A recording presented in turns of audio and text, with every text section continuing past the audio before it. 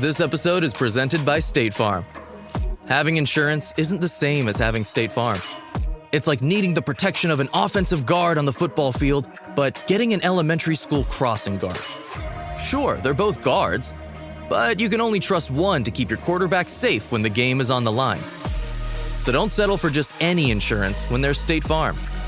Like a good neighbor, State Farm is there.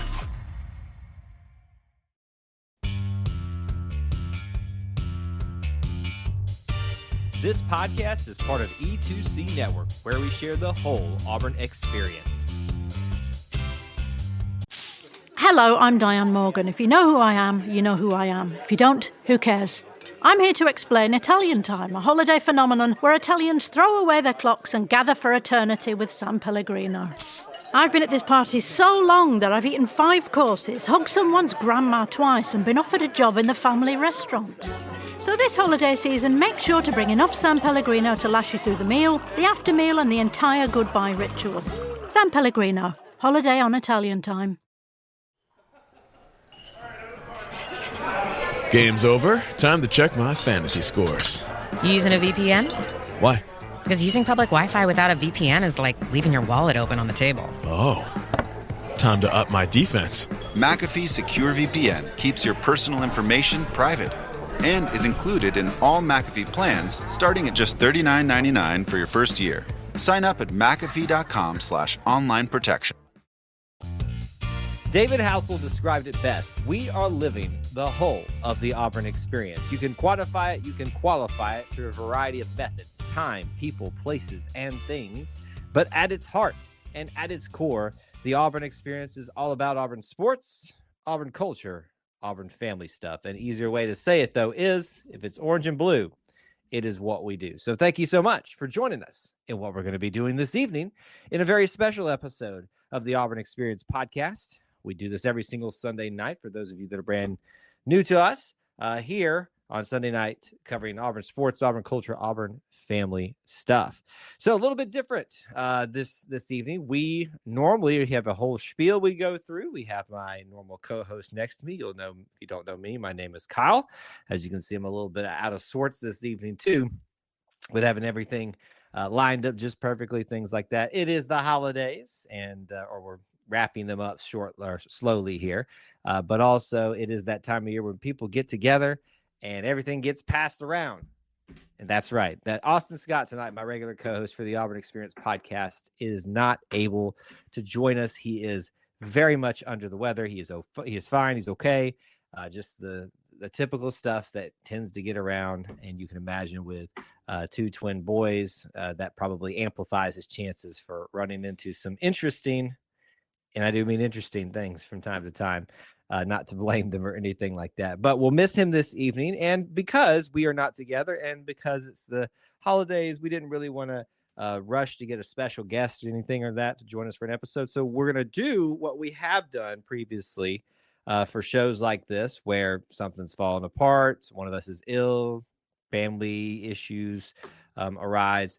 We just jump on here and utilize our regularly scheduled program to do just a special episode of the Auburn Experience, where we take comments, questions, topics that you might want to address this evening. And if there's any interest, I don't know that there will be tonight because it is a little bit late notice. We could open up the phone lines if anybody wanted that tonight. We'll see what the interest is and potentially do that. That is just something that we're thinking about here on the fly this evening. But this is another opportunity, almost like an Auburn family night, where you come in on Wednesdays, most Wednesdays, not this Wednesday, remember, it's New Year's Eve after all, and you hang out with us and we take your comments, your questions, your topics, and your calls. So kind of in the same vein as that, and it's pretty appropriate since you won't have it this week that we're going to be doing that this evening. So what we want from you this evening is to start the show off on a good note. We would love for you to hit that the like button, the follow button if you haven't, the subscribe button if you haven't, but also the share button on whichever particular format that you are consuming this, finding this show. We'd love for you to help others find the show and be a part of it, because as we continue to grow our little Auburn family, our best little family within the Auburn family. It'll only get better as you help us do that. And don't be shy in the chat. We'd love to hear from you this evening and jump into what you want to discuss primarily. Now, I can talk all day and all evening and all night about Auburn topics.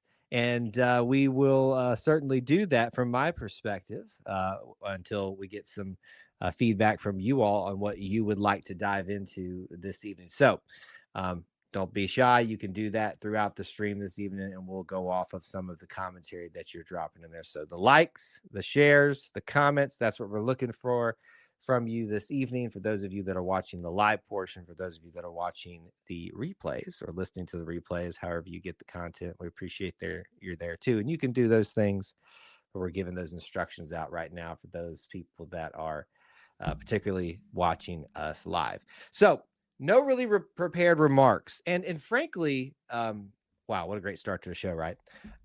Frankly, it's probably one of those weeks where it's appropriate for us to not really have a prepared show or anything like that. Austin and I, if we had gotten together, would have been most likely talking about some Auburn Christmas gift type of situations here. I certainly have received a few items.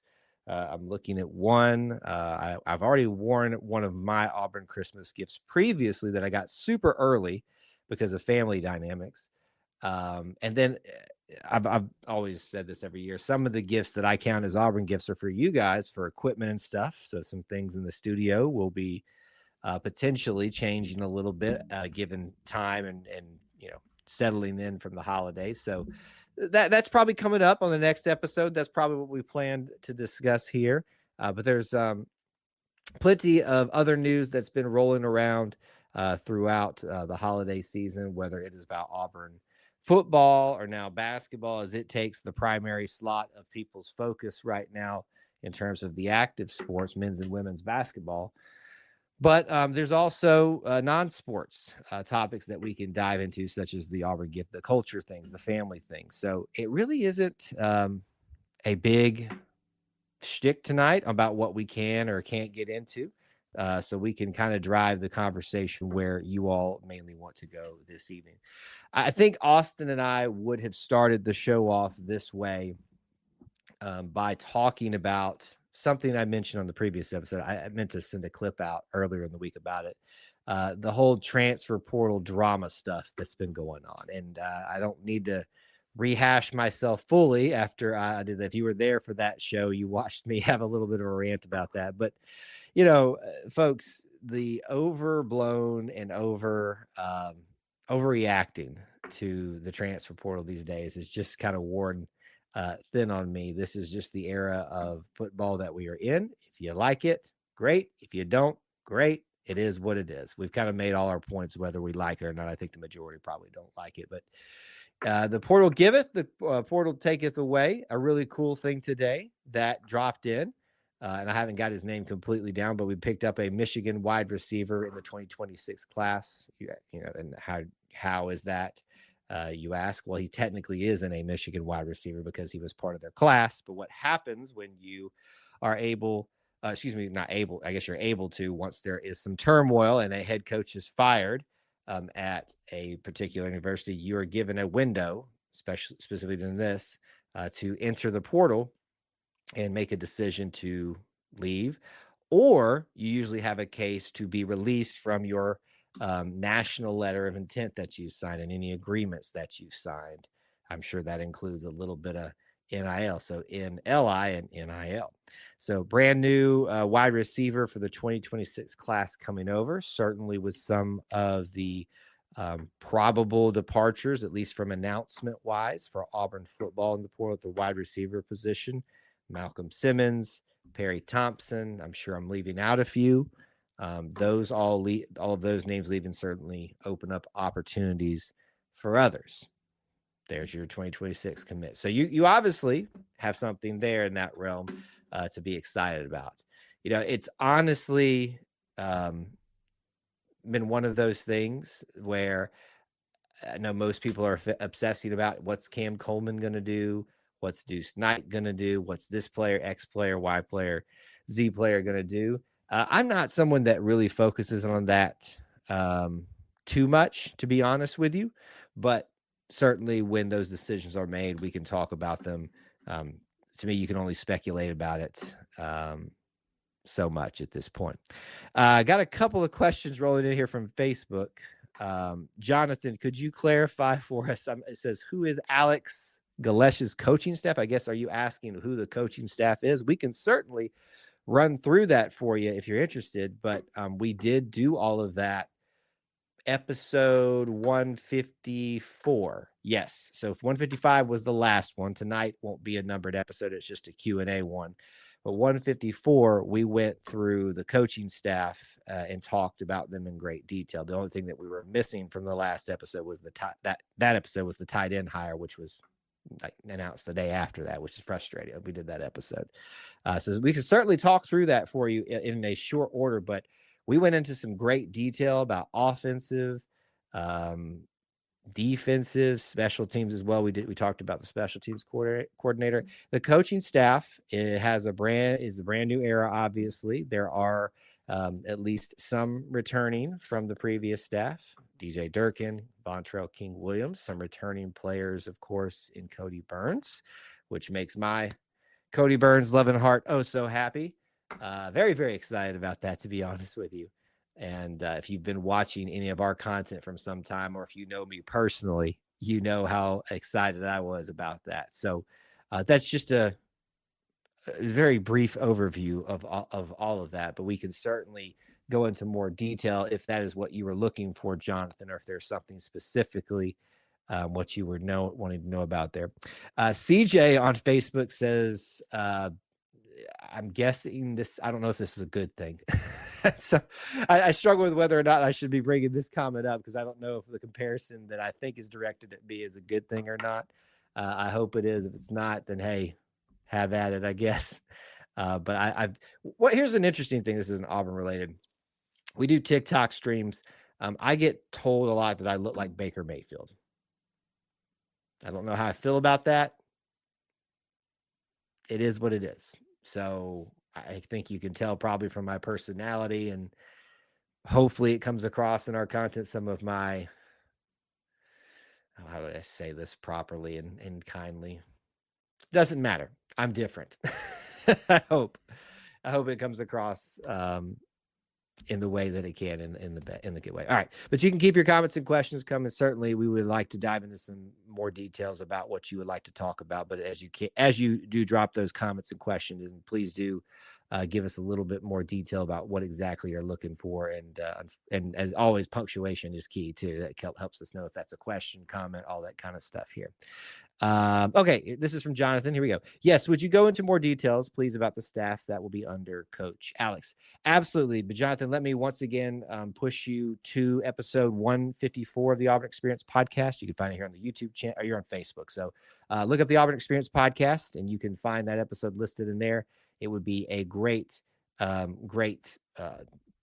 in-depth thing for you. I mean, we went 15 minutes on the offensive staff, almost about as much on the defense, a whole 3 to 5 minutes on the special teams coordinator, all that kind of stuff.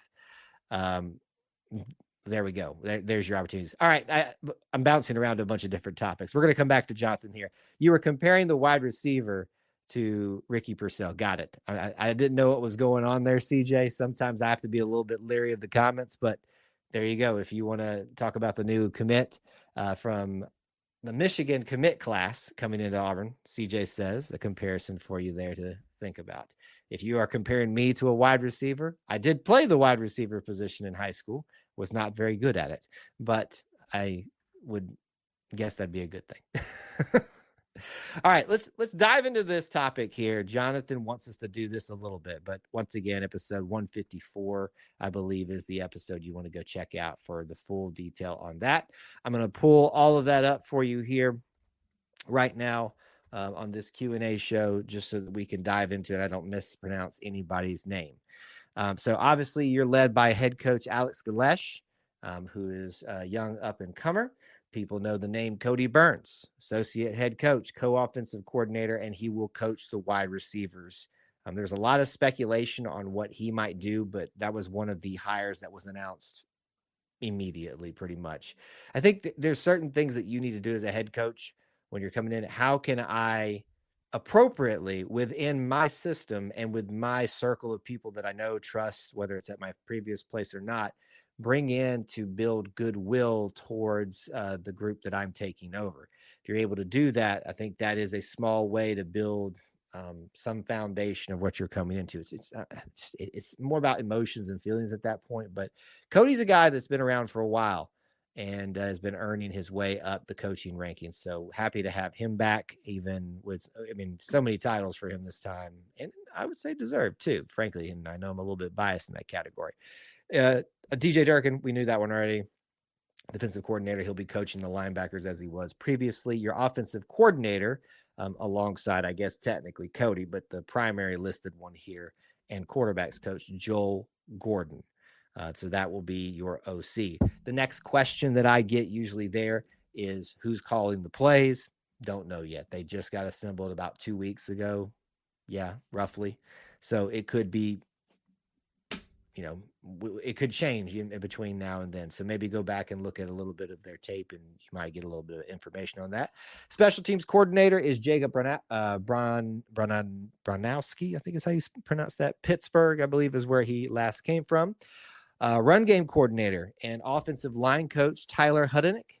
A young guy in this offensive line coaching space, which is going to be interesting to see. I think certainly for me, that is the more intriguing position to watch in terms of success and failure, because I think we all can agree, if you're operating within, facts and context, that Auburn's biggest struggle that it has had the most consistently throughout the last, not just since Gus Malzahn was fired, but even a little bit at the end there with him, was the lack of consistent play from the offensive line. We've changed head coaches. We've changed offensive coordinators. We've changed offensive linemen. We've gone out and gotten every highly coveted transfer portal offensive lineman you could get. We've gotten high school guys and built them up, and it still has not built up to a consistent performance. So something to think about.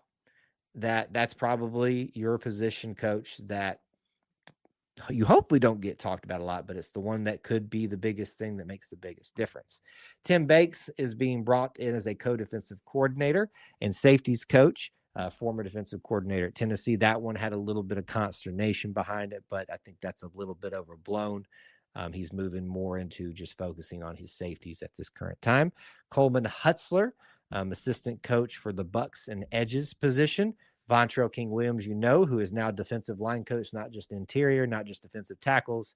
He is your defensive line coach. Larry Porter, running backs coach. Larry Scott, tight ends coach, which was the last hire into this. DeMarcus Van Dyke is probably the hire that a lot of people are talking about the most. I compare it a lot to Marcus Davis when he was brought in by Hugh Freeze. There's a lot of discussions about where this guy's heading in his career, cornerbacks coach. And then you also have Brad Wilson, who was brought in pretty early in this process and will be outside linebackers coach. So that is your 2026. And I say 2026 because things change. Coaching staff. We'll see how they do, who sticks around. Hopefully we can maintain a lot of continuity for this program for a long, long time. The reality is there will be some attrition, either for good things or bad things, probably within the year, but get to know them now. He brought in a good smattering of people from USF. He was previously at UCF. Yeah. USF is where a lot of these guys come from.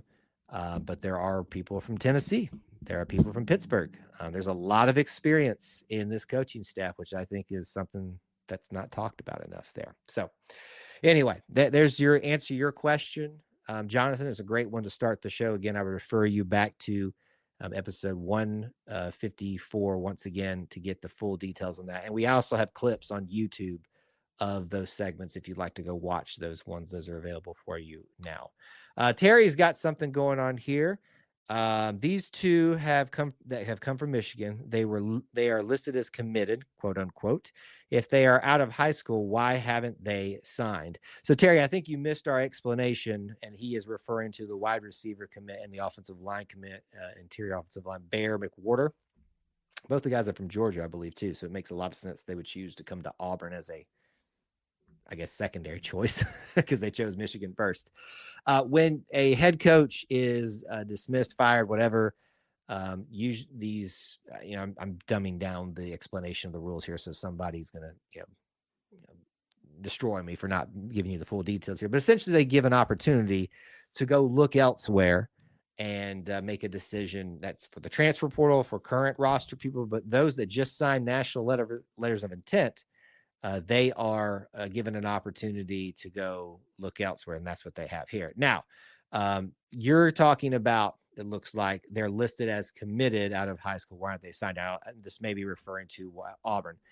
Bear McWhorter, last I checked, he was officially announced as signed by Auburn. The wide receiver who just committed today has not signed as far as I'm known yet. If you're looking at websites and things like that, sometimes those things don't get updated as quickly as possible, or as sometimes as quick as they could be. So don't panic, let it play out.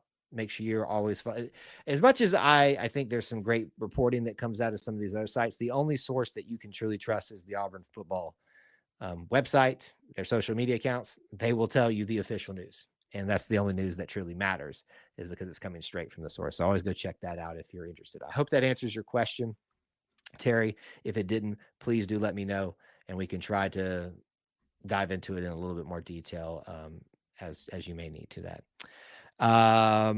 Let me tackle this a little bit. Hummer, I don't think you're going to like my response to you, but unfortunately for you, this is what you get here. We're kind of real. It looks like you have no problem with being quote unquote real with people. So I think you can appreciate me being real with you. He says, Malcolm said he never stepped foot in Auburn again. How ungrateful. So I don't know what Malcolm has and hasn't said.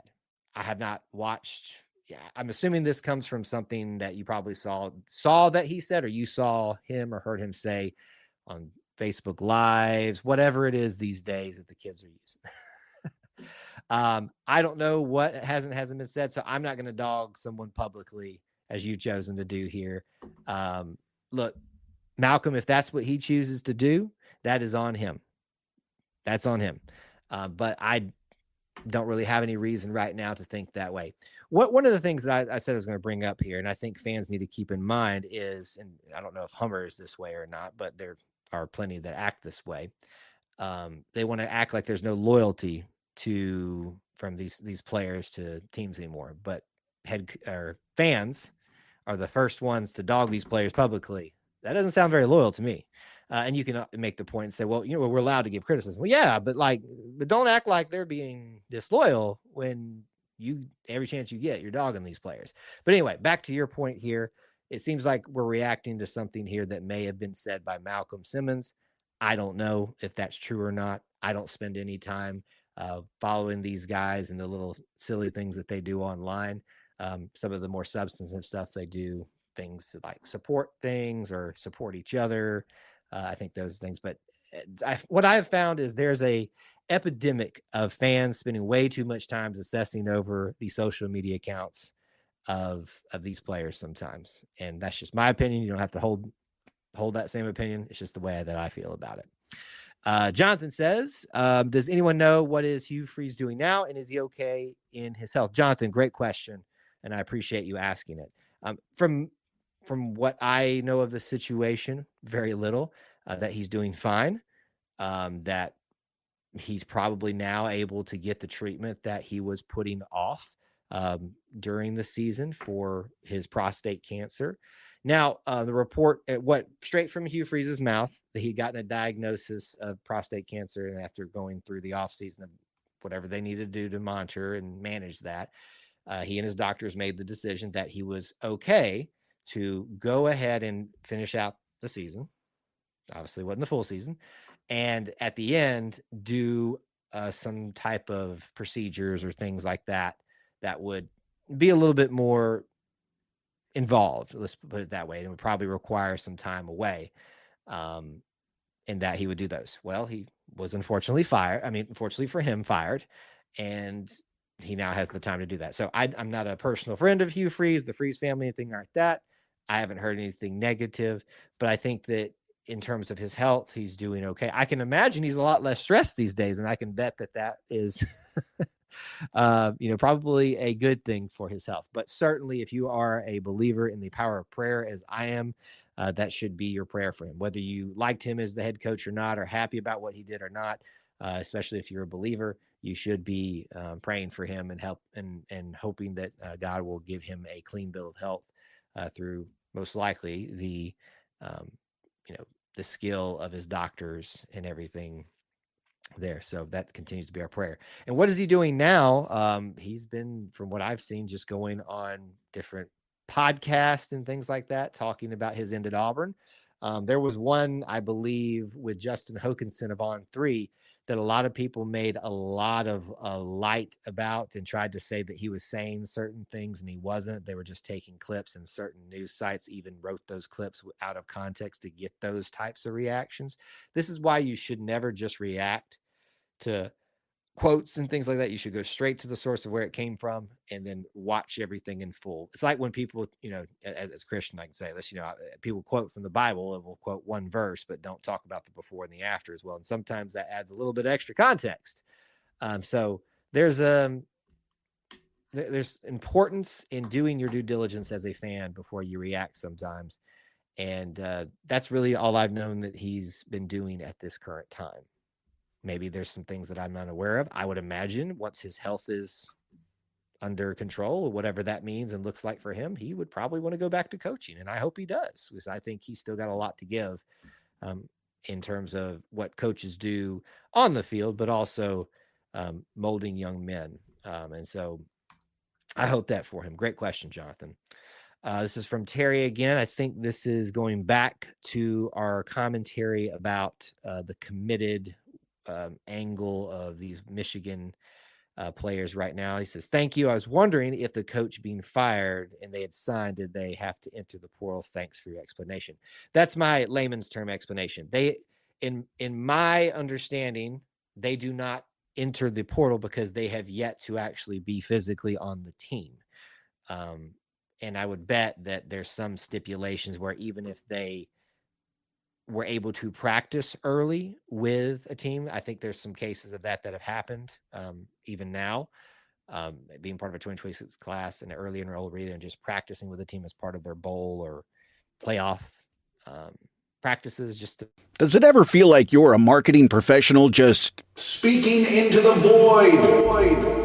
But with LinkedIn ads, you can know you're reaching the right decision makers, a network of 130 million of them, in fact. You can even target buyers by job title, industry, company, seniority, skills, and did I say job title? See how you can avoid the void and reach the right buyers with LinkedIn ads. Spend $250 on your first campaign and get a free $250 credit for the next one. Get started at linkedin.com/campaign. Terms and conditions apply.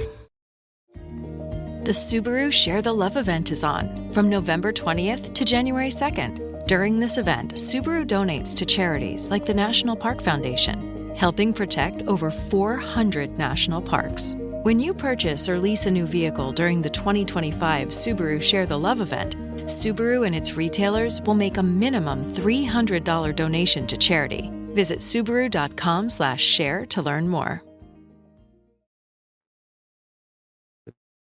Get the feel for it. I would imagine there's stipulations for them to step away and do things and explore other options. So hopefully it sounds like that was helpful, and I hope that I explained that properly for all of the sticklers out there about the transfer portal. So I'll do my best.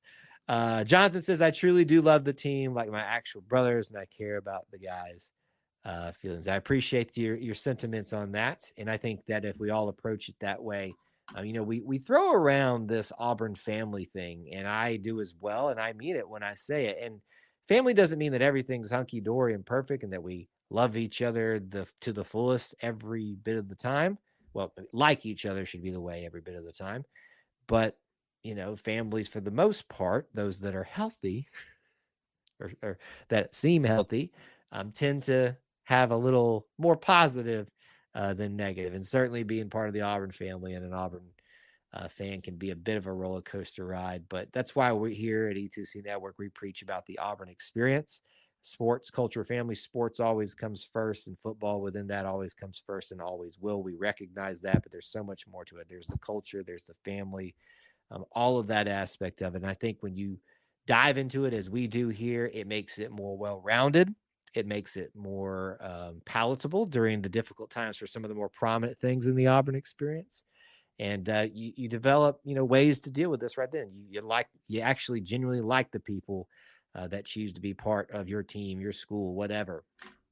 And, you're a little bit more maybe understanding when they don't meet your expectations sometimes. So thank you for that comment, Jonathan. All right, other topics, other questions, other comments, drop those in now. We want to hear from you and get into anything that you want to discuss in the Auburn sports, Auburn family, Auburn culture space. Doesn't have to be football related, doesn't have to be sports related, doesn't have to be current events, but it must be all things orange and blue. Talked a lot of football to start off the show tonight. We can certainly come back around to that and do that again as per your choice in your comments and questions. But nobody's really talked about basketball, and I understand why that is. We're in a little bit of a lull where you've got obviously the schedule, the way it's laid out with the holidays too. There's been this big gap. Someone posted a stat today, and I don't know who to attribute it to. I believe it's one of the beat writers. Talked a little bit about the time frame of which how often Auburn's been at home and when the last time they were at home. And I think they've only played twice in 28 days at home, where they started off playing a lot at home. So that can wear on you a little bit, especially when you've been playing teams the caliber of your Purdue's, your Arizonas, your Michigans, who all walloped you. But then you've also got Houston, who you almost beat. You beat St. John's, you beat Oregon. And then there's some other quality opponents in there as well in the mid-majors. So it's been a little bit of a tough road in the non-conference, which hasn't produced the results quite yet that a lot of people were hoping for. It is a first year for head coach Stephen Pearl. He has taken over a program that he helped build, and there's not been a lot of a change outside of head coaches. But the roster obviously is completely different, but that was happening with Bruce. So a lot of season left. We're excited about SEC play. We can talk about that a little bit and get into that if you'd like to do that. Jonathan asks, how can I get the Auburn Creed? Well, you got to read it and understand and know it. If you mean get as in want to know where like a printout of it is, I'm sure you can find printouts anywhere. Just type in Auburn Creed. That usually takes you to an Auburn University website where you can read it, recite it, learn it, love it, and know it. And we are very big proponents of here. Just on a quick note of that, you'll get these people that call others that, try to support, know, love the creed monsters. And it's kind of like the same vein as saying Bible thumpers. And I laugh when I hear that. It says like, so you're making fun of someone for, having standards and living by them. I know the connotations behind there don't necessarily match up, but there's some irony and making fun of people for that. I'm a creed monster. I think the creed putting first things first as a Christian, what Jesus teaches is what I follow first and foremost. But I think, outside of that, especially if you're not someone who is a Christian or religious, the creed offers a lot of very strong, applicable lessons that will do you very good. And so if you can learn it, love it, know it, be a creed monster about it, and apply that not just to your daily life, but how you operate as an Auburn fan, you'll be sitting pretty good. So go check it out. Obviously, there's a lot that connects with people in there. It's usually one of the things that people talk about a lot. But Auburn Creed, just type it in a Google search. It'll go to the Auburn University page. And George Petrie, first Auburn head football coach, is the one that came up with that. Auburn legend. If you don't know him, you should. You absolutely should. Jonathan is also asking, and who is Auburn's first football game at home? I'm assuming this is a question for the 2026 schedule. Jonathan, I've been pushing my podcast on you all show. You got to check it out. You're here after all. So you're on Facebook, but make sure you're downloading it, stuff like that. That same episode, I believe we did the full schedule reveal discussion of the 2026 schedule when they broke that or revealed that to us 2 weeks ago.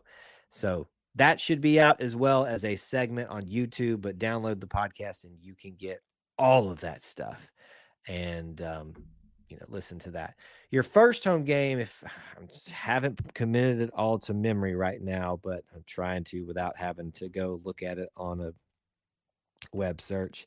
It was going to be Baylor. Baylor was moved to Atlanta as a neutral site game for reasons, good reasons, but for reasons but it still pains us all to not have another Auburn home football game that was taken away from us.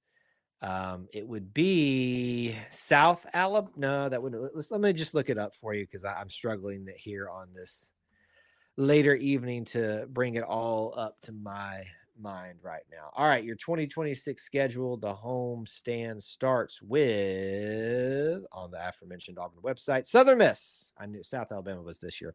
Southern Miss kickoff on the Plains. Which begs the question, and we talked about that, when will homecoming be? Because normally if Baylor had been the opening game, they would have put homecoming at game 2 for Southern Miss, and I would have been very annoyed by that. So this at least forces them not to do homecoming before September 19th, but Florida's sitting right there. I think Vanderbilt is the most likely option for the 26th, which is better than it has been previously. But to me, it's my opinion that homecoming should never be in the month of September. It should be at minimum October. There's going to be a little bit of struggle to find an appropriate date and opponent for that. But I have made the case that I believe we should do it for Arkansas on November 7th. It will be lovely. Please listen, Auburn. They're not going to. And I'll continue to harp about that. Let's see. I have heard of George Petrie. Is it actually 2 scriptures in the Auburn Creed? I'm not sure what you're asking there, Jonathan. George Petrie is the author of the Auburn Creed, and I would imagine that there are very much influences of the scriptures, the Christian scriptures in there. Do justly, love mercy, walk humbly with God. Those would be probably some of those, the ones that you want to look at for that. It's how we sign off our shows here. Do justly, love mercy, walk humbly with God. Definitely check that out and know it, love it. If you're asking, where can I get it, in a printout? You can print it out on your own, but there are, there are portraits I've seen of it written out in beautiful ink or something like that you can have for your wall and things like that. I'm shocked that I, frankly, as I look around the office here, have not had one of those myself, and maybe that needs to be added to my repertoire. What's going to be happening with the background back here is we're removing some of the things that cast shadows or catch light, such as you can see over what would be the left side of the screen, but my right shoulder. Certain photos and stuff, as much as I love them, we're going to be trying to make things a little bit. We like the way we have everything set up here, but we're going to be trying to do some new and fresh things is when we have the opportunity to here at the E2C Network Central. Okay, so keep your comments and questions coming. If there's anything else that we haven't talked about, just jumping back on the basketball stuff. I hope you guys are excited for the SEC schedule. It's going to be fun. Some of the best basketball is being played in the SEC right now, currently in the modern era, but even this season, I believe it'll be the case as well. So as much as the results of that challenging non-conference schedule weren't what everybody wanted, I think what doesn't need to be lost sight of is the fact that Auburn was playing the top of the top in their schedule in their non-conference, and they only lost to the top of the top, literally 1 and 2. I forget what the AP poll is right now, but for a while here, it's been Arizona and Michigan who beat them the worst out of anybody, 1 and 2, and then pretty right behind them, Houston, they nearly beat. So the way I have phrased it, if you're outside looking at this basketball team as it currently sits here in late December, this team is able to compete with the best, but they can't do so consistently as of yet. That is the way that I'm kind of viewing this team and the way I'm hoping others view this team. They can compete with the best, aka Houston having the last second shot to win the game, and it wasn't by fluke or anything like that. They just weren't able to do that. But then just being walloped by the absolute best of the best shows they can't do so consistently yet. 1 out of the 4 opportunities you were competitive against the best of the best. So Auburn's a good basketball team. Take a little bit of while to come together, but certainly, the results have left a little people jaded at times. I hope you guys are excited for the SEC play, though. The thing that I love about SEC play is it's regular.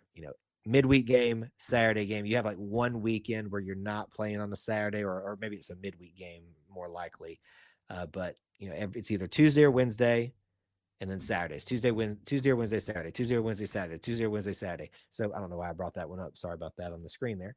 But that's what I'm excited about. And I love talking basketball, so I hope you all are going to be able to join us for the post-game reaction shows where we talk about the stats and the stories of Auburn versus whatever team it's going to be. So Queens next. Georgia's the first SEC game, and then it continues on from there. And Georgia looks like they have resurged back in basketball too, so don't sleep on that one. And we'll see how that shakes out. So a little bit more basketball talk for you there. Jonathan also asking, do you by chance know what time will be the first football game? We do not know times as of yet. They have not released any of those. That comes usually in the summer. My guess is that for this Baylor game, you will know probably in the spring. Just no reason to think it. Just spitballing here. It feels right for a big matchup like that in Atlanta. They want to get the ticket sales out there early, get people excited for it. You'll probably have the ticket sales go on full blast if they haven't sold out already for the home season tickets and things like that during that time. Usually what happens is you'll get your first couple of games times right off the bat, at least 3 of them. So probably all 3 of that, the Baylor, Southern Miss, and Florida game will be known right away.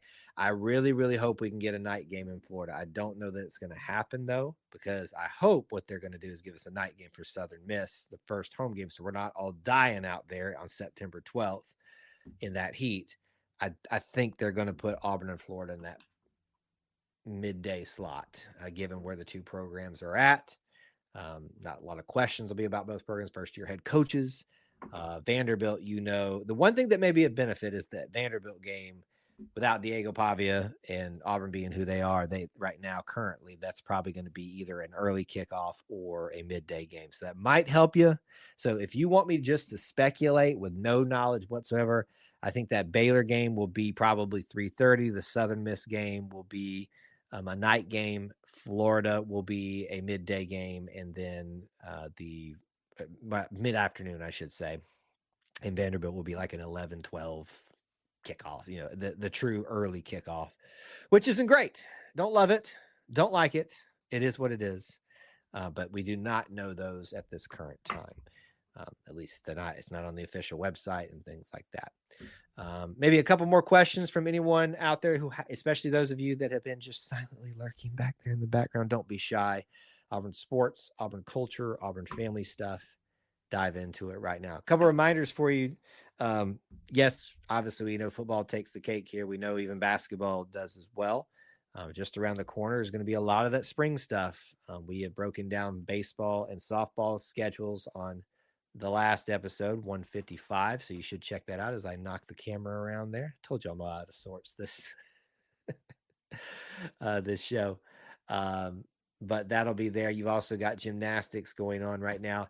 And this is a program that I know a lot of you are going to roll your eyes at me when I mention it. But word on the street is, based off how they're being viewed in some rankings, things like that, given where this program was at before their coaching change last year, and given the pedigree of the coach that was brought in and Coach Zabo, Auburn women's tennis may be something that you all need to pay attention to this season, especially as we get to April, I guess even May, whenever postseason play starts for that.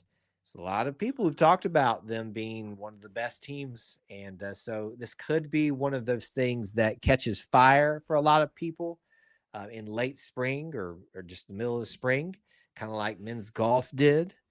Not saying national title, but I am saying people are talking. The talk is out there. So check them out if you haven't. All that spring sport will get going. We're going to be in that weird time of the year pretty soon where not only is basketball in full swing, but baseball and softball, like we're a month away from that happening, are going to start rolling into, and it's going to be crowded in your attention spans and mine as a content creator. The joke is that if you know what an Auburn SID is, those are the media people that are in charge of managing the media relations for certain programs, and they do some great work.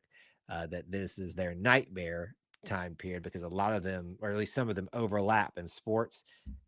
And so you've got all the winter sports, men's basketball, women's basketball, gymnastics, technically in some ways equestrian, even though they take a break during part of the winter, swimming and diving, collide all at the same time with baseball, softball, men's and women's golf, men's and women's tennis, men's and women's track and field, and I'm forgetting something else, I'm sure, off the top of my head. And then you've got spring volleyball and soccer that usually happen on top of that as well.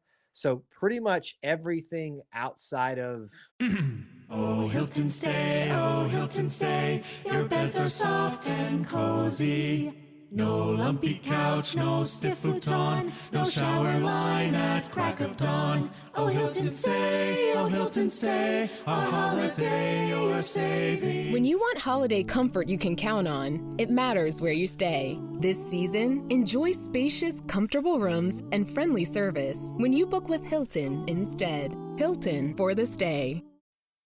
Brooks Running reminds us that we're all powered by something. Whether it's the me-time energy of a run after a day at the office, the electrifying energy of your first marathon, or the infectious energy of a group run with your friends. No matter what energy powers you, Brooks has gear specifically designed to unleash it. So lace up and let it out. Let's run there. Visit brooksrunning.com today to learn more. Cross country, in some ways, has a presence at a certain part of the late winter-ish, early spring, real early spring. So it's a fun time for everybody, content creators, SIDs alike. Jonathan says, one question that I had for you is, do you know how I can get a shirt for Rod Bramblett? And how is his children doing? Can't come to Auburn without hearing him. Yeah, it's a good point to bring up, Jonathan. I think a lot of us, I'm not that old, but I am older these days, but grew up with Rod Bramblett being our voice. I still remember the day that Jim Fife passed away unexpectedly, and it's sad to say that his successor had the exact same thing happen, passed away unexpectedly and very tragically. But we'll always have those beautiful calls that he made with Andy Burcham, our current voice, as his color commentator as well. And I think Andy does an outstanding job, and I've gotten to know him a little bit through the content creation stuff, and I can attest to what a wonderful human being he is from just personal interactions with him. But going back to Rod, I don't know that there's a specific place to look for Rod Bramblett t-shirts. I would imagine there are a lot of people that have created designs to reference, to honor him out there. Etsy is a great place to look for things like that, where people are kind of skirting the lines on licensing and things like that, but some of them do have the ability to do that. I would imagine there have been some t-shirt in the past, right after the passing of Rod Bramblett, where we honored him in some way, that we being the Auburn entity with some type of merchandise or things like that. Now, in relation to his children, and I think I've got all my facts straight on this. So he had a son and a daughter, and I believe the daughter was about to go to Auburn, and I'm guessing it's either still there or actually that wouldn't line up that way because it's been a minute. Either what the plan was for them to go to Auburn. The son was a little bit younger and was officially, I believe, adopted, which was the plan by Andy Burcham and his wife to help him get through those formative years and in that support system, and then do what he wanted to do for college and things like that. So I don't know them personally. I don't know what did or didn't transpire, things like that. It's one of the reasons why I love Andy Burcham, how he stepped up for his friend and his family in that wake where those two kids lost, but not only their father, but their mother, all in the same incident. So it's kind of similar back to your question that you had earlier about the health of Hugh Freeze. I can only go off of what I have seen out there publicly, and I have no reason to think anything isn't moving in a positive way for them as well. So if you believe in the power of prayer, certainly as we asked you to pray for Hugh Freeze and his health earlier in the broadcast, I ask you always to think of Rod Bramblett's young family and those that he was forced to leave behind, not by his own choice, and the heinous acts of someone who still to this day doesn't seem to have learned their lesson very much. You've been following those stories, which is not what we really want to get into here, but you don't have to search too far to figure out all these things on that. Another great question, Jonathan. And we appreciate your heart for asking about how people are doing in the Auburn family. That's what we're all about here. Yeah, we're about the sports. Yeah, we're about the football, but the Auburn experience is so much more than that. I often get these very cynical people. What is there to talk about, especially when Auburn football is and what is that? I was like, well, that kind of shows you right there, whether that's an Auburn fan or not, how limited and how probably unhealthy your view of either what an Auburn fan is and being an Auburn fan. So much deeper, so much wider. And that's why we do what we do here at the Auburn Experience, to bring that to you this evening. So coming up on the next show, if we have any last minute questions and comments, please drop those in and we'll round out the show with that. Some good ones and thought-provoking ones tonight. As a reminder, this was a very special episode of the Auburn Experience live Q&A, just taking some of your topics and questions this evening. This will not be in our regularly scheduled numbering system. It's like think of it of a episode 155.1 or 0.2, I guess, what do you say, or a half, something like that. Where we just get together and talk about what's on your mind. Austin was out sick, very sick. He's fine as far as I know, and he is planning on being back with us next week to dive into the fullness of the Auburn Experience. And we figured as well, it's probably great, unfortunate timing for Austin getting sick, but for great timing here with the holidays and everybody being a little bit scattered everywhere, our general audience, to take a break from the normal and just do a little bit of a special episode. So if you're finding us for the first time, Sunday evenings is the main thing that you want to know about to come back to this show. 9 Eastern, 8 Central, the Auburn Experience records with Austin, myself, sports, culture, family. We have 3 segments, 3 main segments, Auburn Potpourri. We talk about Auburn news topics that we won't spend a larger amount of time on, but just more quickly, rapid fire, I guess you'd call that. And then 2 main topics, especially this time of year. One of those main topics will tend to be more focused on basketball. And this next one probably will be that with the Queens game and then Georgia happening next weekend. SEC play starts next weekend, so be looking forward to that as well. So those are your reminders. Don't forget our post-game shows for basketball. We're really excited about the content that we have here geared up for you. Post-holidays, post-football. Just because football is over doesn't mean the Auburn Experience doesn't keep rolling. We're going to call it a show right there. And thank you all for those of you that joined us, those of you that were live, those of you that caught the replay. We appreciate you doing that. Subscribe, follow, all that good stuff. If you want to reach out to us, E2C Network at gmail.com is a great way to do that. Direct messages are open most places on social media. If you'd like to contact us privately for suggestions, comments, derogatory rebuttals, certainly you can comment or add us wherever else. If you'd like to do that, that's probably the best way to get in touch with me as well. And that'll do it. Thank you so much for being part of our little family when in the Auburn family. As we go, I want to remind you of these things. The Auburn Creed asks you to do justly, to love mercy, and to walk humbly with God. We ask you to do the same. War Eagle.